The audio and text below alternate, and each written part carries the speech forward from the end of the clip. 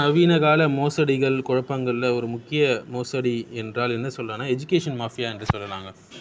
அடுத்து medical mafia என்று சொல்லுவோம். எஜுகேஷன் மாஃபியானா என்னென்னா, கல்வி அமைப்புகளை கட்டுப்படுத்தக்கூடிய சக்தி வாய்ந்த குழுக்கள் என்று சொல்லலாம். அந்த குழுக்கள் அரசாங்கங்களாக இருக்கலாம், பல்கலைக்கழகமாக இருக்கலாம், பெரிய கார்ப்பரேட் ஃபண்டிங் நிறுவனங்களாக இருக்கலாம், தேர்வு அமைப்புகளாக இருக்கலாம், இல்லை பாடநூல் நிறுவனங்களாக இருக்கலாம்.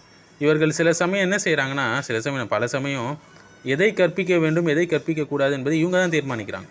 இவங்களுடைய லாபத்துக்கு ஏற்ற மாதிரி, இவங்களுக்கு வர்ற ஆர்டருக்கு ஏற்ற மாதிரி. லாப நோக்கில் கல்வி கொடுக்கப்படுது. அதிக கட்டணம், ஃபீஸு, மாணவர்களுக்கு ஸ்டூடெண்ட்ஸ் டெப்ஸை இன்க்ரீஸ் பண்ணி விட்டுறது. கல்வி ஒரு வணிகமாக மாறிடுச்சு, வியாபாரமாக. மேலும் சித்தாந்தம், ஐடியாலஜிக்கல் தாக்கங்கள் இதனால் உருவாகுது. சில அரசியல் சமூக கருத்துக்கள் மிக வலுவாக கற்பிக்கப்படுது. மதம் சில சமயம் தவறாக காட்டப்படுது அல்லது புறக்கணிக்கப்படுது. இந்த எஜுகேஷன் மாஃபியாவால். மேலும் பட்டப்படிப்புகளுக்கு கட்டுப்பாடு இருக்குது. பல வேலைகளில் திறமையை விட டிகிரி தான் முக்கியம் என்று ஆக்கிவிட்டாங்க. ஆனால் திறமை தான் முக்கியம். அடுத்து 2வது ஃபித்னா மெடிக்கல் மாஃபியா என்று சொல்லலாம். மருத்துவத்துறையில் அதிகாரம் சில பெரிய நிறுவனங்களிடம், கார்ப்பரேட்டிடம் குவிந்துள்ளது. இதில் மருந்து நிறுவனங்கள் அடங்கும், மருத்துவ காப்பீட்டு நிறுவனங்கள் அடங்கும், மருத்துவ சாதன நிறுவனங்கள் அடங்கும், கட்டுப்பாட்டு அமைப்புகள் அடங்கும். இதில் வரக்கூடிய விமர்சனங்கள் என்னென்னு பார்த்திங்கன்னா, மருந்துடைய விலைகள். சில மருந்துகளை இவங்க என்ன செய்கிறாங்க, விலையை ஏற்றி விற்கிறாங்க. மேலும் அதிக மருந்து, ஓவர் மெடிக்கலைசேஷன். சில நேரங்களில் நோய் காரணத்தை சரி செய்வதற்கு பதிலாக மருந்து மட்டும்தான் கொடுக்கப்படுது.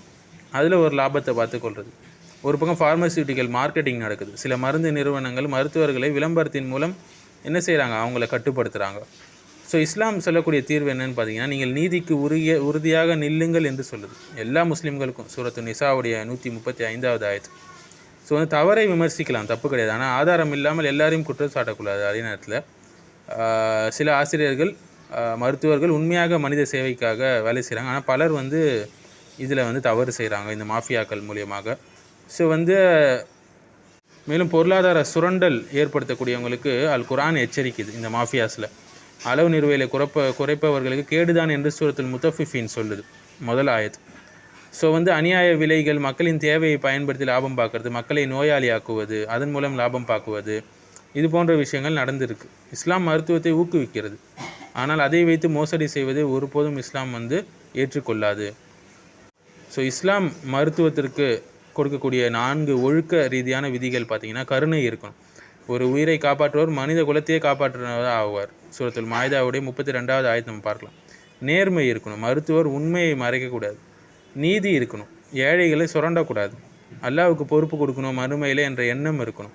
முஸ்லீம்கள் இந்த விஷயத்தில் தவிர்ந்து இருக்கணும். இதை சீர்படுத்த முயற்சி செய்யணும். அல்லாஹ் எனக்கு பயனுள்ள அறிவை தா என்று நம்ம அல்லாஹ்கிட்ட அனுதினமும் கேட்க வேண்டும். பயனுள்ள அறிவு என்பது மனுஷங்களுக்கு உதவுறது, ஒழுக்கத்தை கெடுக்காமல் இருக்கிறது, சொசைட்டியில் அல்லாஹ்வை அதிகமாக நினைவு கூறுறது. நாலேஜ் வித்தவுட் ஃபெய்த், இதுதான் இன்றைக்கி இருக்கக்கூடிய பெரிய கிரைசிஸ், உண்மையான பிரச்சனை. அறிவு இருக்குது, ஆனால் அறிவு மட்டும்தான் இருக்குது. பணம், அதிகாரம், புகழ் இது மட்டும்தான் இருக்குதே தவிர ஒழுக்க நெறி எப்படி வாழணும் என்பது சொல்லிக் கொடுக்கப்படல இப்போ இருக்கக்கூடிய மாடர்ன் எஜுகேஷன் சிஸ்டம்ஸ்லேயும் சிலபஸ்லேயும். அறிவோடு சேர்த்து, எஜுகேஷனோடு சேர்த்து ஈமானும் கொடுக்கப்பட வேண்டும். அதற்கான வழிகளை நம்ம தேடி தேடி செய்யணும். அறிஞரும் சரி, மருத்துவரும் சரி, அல்லாஹ்வை பயப்பட வேண்டும். மனித சேவை நோக்கமாக இருக்கணும். லாபம் 2வது விஷயமாக தான் இருக்கணும். கல்வியும் மருத்துவமும் தவறானவை கிடையாதுங்க. ஆனால் சில நேரங்களில் தவறானவையாக சில கெட்ட மனிதர்களாக ஆக்கப்படுது. எப்போனா பணம் முக்கியமாகும் போது, அந்த இடத்துல ஒழுக்கம் மறக்கப்படும் போது, உண்மை மறைக்கப்படும் போது. இது போன்ற விஷயங்களை ஒரு முஸ்லீம் எப்போவுமே ஈடுபடக்கூடாது. அதை சீர் செய்ய தான் நினைக்க வேண்டும். குறிப்பாக எந்த சூறா அதிகமாக இதற்கான அழகான மறுப்பை தருது அப்படின்னு சொல்லி நம்ம பார்த்தோம் என்றால், சூரா முத்தஃபிஃபீன் சொல்லாங்க, அழகாக விளக்குது. அதாவது அளவு நிலுவையில் மோசடி செய்யக்கூடாது என்று சொல்லும்போது, தரமான விஷயம் மக்களுக்கு கொடுக்கப்படணும். மக்களை ஏமாற்றக்கூடாது. நீங்கள் கொடுக்கறத விட மக்களிடமிருந்து அதிகமாக எதிர்பார்த்து எடுக்கக்கூடாது. கஸ்டமர்ஸை எக்ஸ்ப்ளாய்ட் பண்ணக்கூடாது. மக்களிடமிருந்து அளந்து வாங்கும்போது அவங்க என்ன செய்கிறாங்கன்னா, முழுமையாக வாங்கிக்கொள்கிறாங்க. ஆனால் அவங்களுக்கு அளந்து கொடுக்கும்போது குறைக்கிறார்கள். இவர்களுக்கு கேடுதான் என்று அளவு நிலுவையில் மோசடி செய்பவர்களுக்கு எச்சரிக்கை அல்லாஹ் சொல்கிறான். அடிப்படை செய்தி, முத்தஃபிஃபீன் என்றால் என்ன? அளவில் குறைக்கிறது, வணிகத்தில் ஏமாற்றுறது, மற்றவர்களுடைய தேவையை பயன்படுத்தி லாபம் பார்ப்பவர்கள் எல்லாருமே இதில் அடங்குவாங்க. அல்லாஹ் இவர்கள் மீது வயல் என்று சொல்லக்கூடிய கடுமையான தண்டனை இருக்குது என்று சொல்கிறான். இது ஒரு பெரிய இஸ்லாமிய பொருளாதார கொள்கை என்று சொல்லலாங்க. ஒரு பெரிய விதியை நமக்கு சொல்லித்தருது. மனுஷன் வந்து மற்றவங்களுடைய தேவையை பயன்படுத்தி அநியாயமாக லாபம் பார்க்கக்கூடாது. இதில் விலை மோசடி, அளவு மோசடி, தகவலை மறைக்கிறது, தேவையை பயன்படுத்தி சுரண்டுறது எல்லாமே இதில் அடங்கும். ஸோ மாடர்ன் உலகத்தில் இதனுடைய ஒப்பீடு என்னன்னு பார்த்தீங்கன்னா, அளவை குறைத்தல்ல ஒரு பொருளுடைய உண்மையான மதிப்பு குறைவாக இருந்தாலும் நோயாளிகளிடம் அதிக பணத்தை பெறுவது, மாணவர்களிடம் அதிக கட்டணத்தை வாங்குவது, இது அளவில் குறைப்பதற்கு சமமானது. அறிவை வணிகமாக மாற்றுவது, கல்வி என்பது ஒரு அமானத்.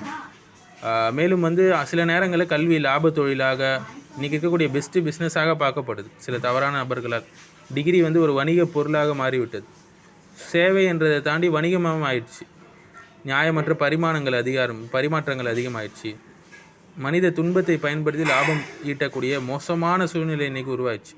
ஒரு மனுஷன் நோயில் இருக்கும்போது கல்வி தேவைப்படும் போது அவனுடைய அவசரத்தை பயன்படுத்தி லாபம் பார்க்குறாங்க. இவர்கள் மறுமை நாளில் எழுப்பப்படுவார்கள் என்ற நினைக்கவில்லையா நல்லா கேட்குறான் சூரத்துல் முத்தஃபிஃபீனில் 4வது ஆயத்தில். ஸோ ஒரு நாள் வரும், அன்றைக்கி எல்லா வணிகம், பரிமாற்றம், லாபம் அனைத்தும் அல்லாவிடம் கேள்வி கணக்கு இருக்குது. ஸோ ஈமான் இல்லாத ஒரு பொருளாதாரம் வந்து லாபம் மட்டுமே நோக்கமாக இருக்கக்கூடிய, மனித நலம் மறக்கப்படக்கூடிய பொருளாதாரம், அல்லாவுடைய நினைவில்லாத ஒரு வணிகம், அது அநியாயமாக மாறும். ஃபுஜார் என்று சொல்லுவாங்க, அநியாயக்காரர்கள், மோசடி செய்பவர்கள், உலக ஆபத்தை மட்டும் தேடக்கூடியவர்கள். இவர்கள் சிஜ்ஜீன் என்ற பதிவில் இருப்பாங்க மறுமையில். இது மோசமான ஒரு பதிவு.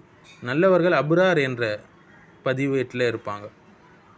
ஸோ இந்த சூறாலேருந்து வணிகத்தில் முழு நேர்மை இருக்கணும், மனித தேவையை பயன்படுத்தி லாபம் பார்க்கக்கூடாது, அறிவு மற்றும் சேவை வந்து வணிகமாக மாறக்கூடாது, எல்லா செயலுக்கும் அல்லாவிடம் கணக்கு கொடுக்கணும், சமூக நீதி அவசியம், எல்லாத்தையுமே வந்து அழகாக இந்த சூறா க்ளீனாக நமக்கு எக்ஸ்பிளைன் பண்ணுதுங்க. ஏன்னா மோசடியில் வந்த பொருளாதாரம் நீண்ட நாள் நிலைக்காது. உலகத்தில் இவங்க செய்யக்கூடிய அநியாயங்கள் மறுமையில் தண்டனைக்குரியது. ஸோ குறைந்தபட்சம் நம்மளை முஸ்லீம் இன்ஸ்டிடியூஷன்ஸ் ஆச்சும் சரியான முறையில் செயல்படணும். மற்ற காஃபிர் இன்ஸ்டிடியூஷன்ஸ்க்கு ஒரு முன்னோடியாக அது இருக்கணும். அவங்க நேர்மையாக பண்ணுறாங்கப்பா, மோசடி செய்யலப்பா என்பது போல். அல்லாஹு ஆலம்.